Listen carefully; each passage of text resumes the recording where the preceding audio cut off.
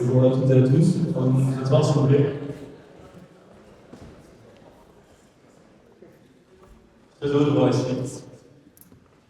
Pour cet après-midi, nous sommes 4 étudiants, absolument très heureux et un peu soulagés de votre voix. Je m'appelle Alexandre Coluche, avec Dino Parot, Luce Bernard et Antoine Pilou que voici.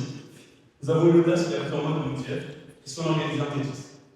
Ce qui a suivi, c'est une belle aventure, faite de réunions interminables, de défis logistiques qu'on n'avait pas forcément anticipés, et une question qui revenait sans cesse: est-ce qu'on va vraiment y arriver à 4? La réponse, c'est vous qui la donnez aujourd'hui en aussi. Le projet a vu le jour dans le cadre de... Merci beaucoup. La voiture a longtemps été synonyme de liberté.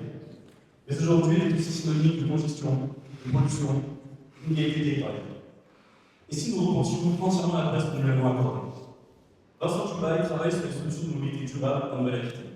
Aujourd'hui, il nous invite à imaginer une évolution tranquille et nécessaire dans nos façons de nous déplacer. Vincent Tubaï, la scène est à vous.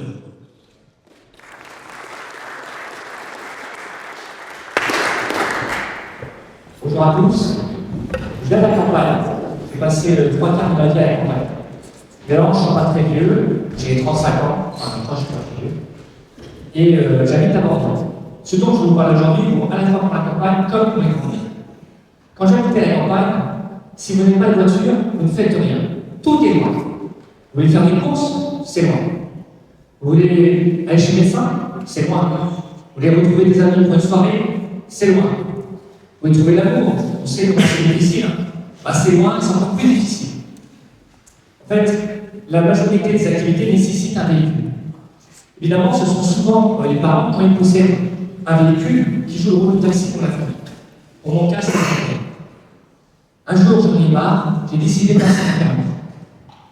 Parce qu'en campagne, à 18 ans, en fait, passer son permis, c'est pas une option, c'est obligatoire. Je ne pouvais pas faire autrement. J'étais tellement fier et heureux de tenir le premier coup. Je voulais déjà sur les routes, aller me balader et trouver des amis quand je voulais. En fait, ne plus dépendre de quelqu'un d'autre. Mais mes espoirs ont très vite été bouchés. Parce que pour partir, il fallait une voiture. Et moi, j'avais pas assez d'argent pour en acheter une. Je poursuivais mes études, comme vous aujourd'hui. Mon père m'a donné à sa voiture comme la prunelle de ses yeux. C'est sûrement un des objets les plus importants de sa vie. C'est ce qui lui permettait d'aller au travail en partant à 4h du matin. Il refusait de me la prêter, et aujourd'hui je comprends, le risque était trop grand. Une panne, un accrochage, du boulot. Je le revois souvent où il collait sa tête contre le tableau de bord pour détecter un bleu, pour voir s'il n'y avait pas de problème, pour anticiper. Bon, pour moi, malgré le permis en poche, rien ne changera. Je demandais toujours à mon père de me chercher après les cours, quand il le pouvait. Je prenais toujours le car, je prenais toujours le bus. Ce qui est assez dur, c'est qu'on passe notre vie à attendre. Et les gens qui manquent d'argent attendent un peu plus que les autres, je crois. Et ce phénomène est complètement décuplé avec la compagnie. Vous dépendez d'un quart le matin, d'un quart le soir, d'un bus qui peut bien passer toutes les 2 heures, comme bien des cas. Et je trouve que le phénomène est complètement décuplé avec la campagne. Le reste du temps, si vous attendez un bus, un quart, des amis, la famille. À la sortie des cours, à la récré, plus j'attendais, plus je voyais ces véhicules qui dormaient toute la journée, immobiles, inutilisés, presque me larguaient. Et je me disais souvent, il suffirait que je prenne ce véhicule-là pour rentrer chez moi, et mon carrière serait finie, j'aurais plus de attendre des heures et des heures. Et c'est des nerfs d'un autre côté. C'est-à-dire que toutes ces voitures sont immobiles 95% de leur temps, alors qu'on paie cher pour les obtenir. La voiture, c'est le deuxième cause de dépense d'un ménage. C'est environ 5 000 € par véhicule, évidemment. Entre l'achat, le crédit, l'entretien, le carburant, en ce moment en plus, le stationnement, pour un objet qui, la plupart du temps, ne bouge pas. Il reste immobile. Ça coûte cher pour un objet si essentiel et si peu utilisé. Et si on prend un peu de temps par rapport à tout ça, en France, on est 67 millions d'habitants. On va dire qu'on a 45 millions d'adultes. On va faire ça, on va faire un gros trait. Donc on a près de 40 millions de voitures en circulation. Ça veut dire qu'on a presque une voiture par adulte, donc 2 à 3 voitures par foyer.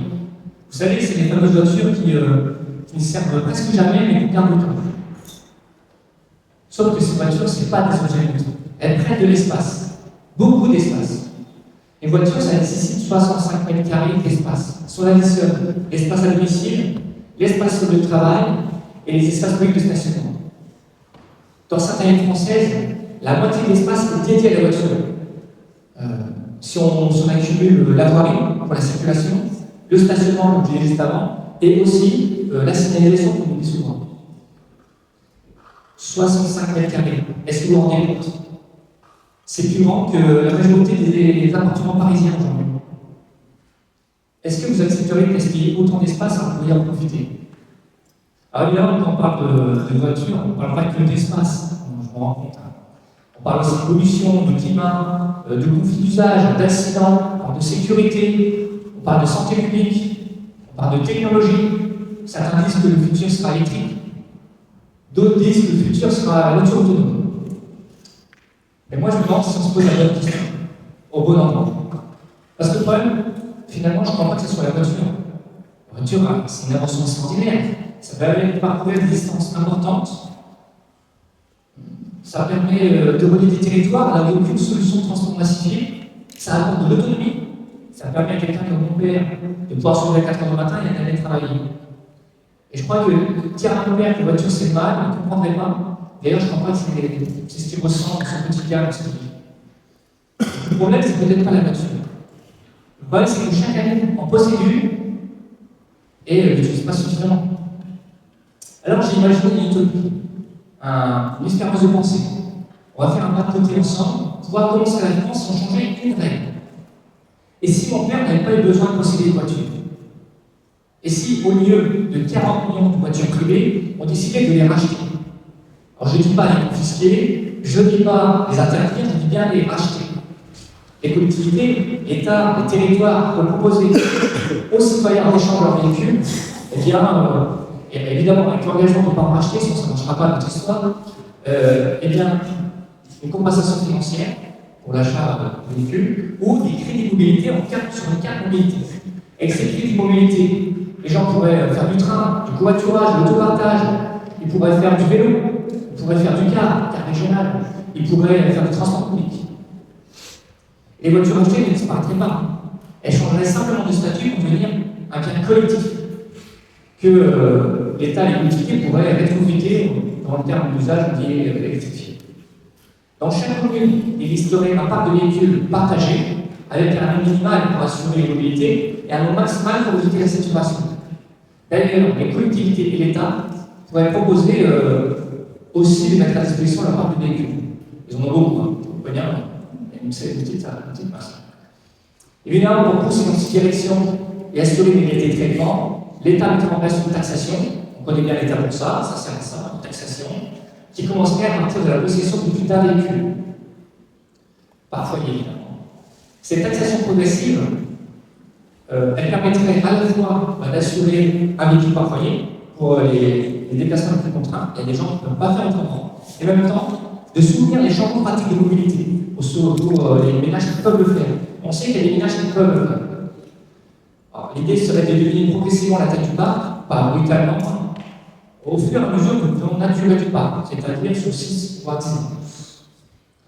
À la fin, il restera peut-être 10 millions de véhicules dont la gestion sera assurée par l'État et les collectivités.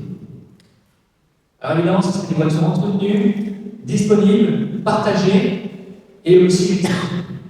Je pense un peu le trait d'avoir un parc électrique au niveau national. Voilà. Donc la question que je vous pose, avons-nous besoin d'avoir une voiture chacun ou avons-nous besoin d'utiliser une voiture quand c'est nécessaire? Parce que la voiture, ce n'est pas seulement un objet technique, c'est un symbole. C'est un symbole de liberté, comme dirait Lampard. Mais en réalité, ce que nous aimons dans la voiture, ce n'est pas forcément la voiture elle-même, c'est ce qu'elle permet. Se déplacer, partir, jouer sur notre imaginaire. Le rêve de partir en vacances quand on a envie, de partir pour 40 minutes. Et ça, on doit le garder. Imaginez un instant des conséquences. Si on a moins de voitures, c'est des villes complètement remodellées. Ils n'ont pas du tout la même image. Espace rendu commun pour faire de vos écoles, pour piétoniser, pour faire du vélo, pour des commerces, pour plus d'art en ligne, plus de biodiversité, moins de bruit.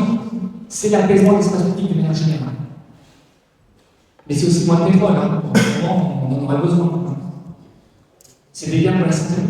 On m'a dit que ce n'est pas exhaustif, je ne parle pas de l'État, mais il y a plein d'effets positifs contre le pétrole. Donc, dans ce monde-là, mon père n'aurait pas eu besoin de posséder sa voiture. Il n'aurait pas eu besoin de protéger sa voiture comme un trésor. Il n'aurait pas eu besoin d'écouter chaque bruit quand on prenait la voiture. Plus besoin de se dire, mais si elle tombe en panne, comment je fais? La voiture, en son art, devient un outil, un moyen, et non une fin. Quelque chose qu'on utilise quand on en a besoin et pas qu'on possède en permanence. C'est un peu comme un livre, cette histoire. Vous n'avez pas besoin de posséder tous les livres de la Terre. Vous avez besoin d'avoir une bibliothèque près de chez vous. Vous pouvez emprunter les livres quand vous en avez besoin, vous avez envie. Alors, mon histoire, elle fonctionne à la condition d'avoir quand même un mix de solutions alternatives qui répondent à l'ensemble des déplacements et des besoins des personnes sur le territoire. Sinon, ça ne marchera pas. Donc, ça ne marchera pas que par la voiture. Pendant un siècle, le progrès était assez simple. C'était chacun sa voiture. Mais peut-être que le progrès au XXIe siècle sera encore plus simple. Peut-être que le progrès ce sera qu'on n'ait plus besoin d'avoir à posséder une voiture.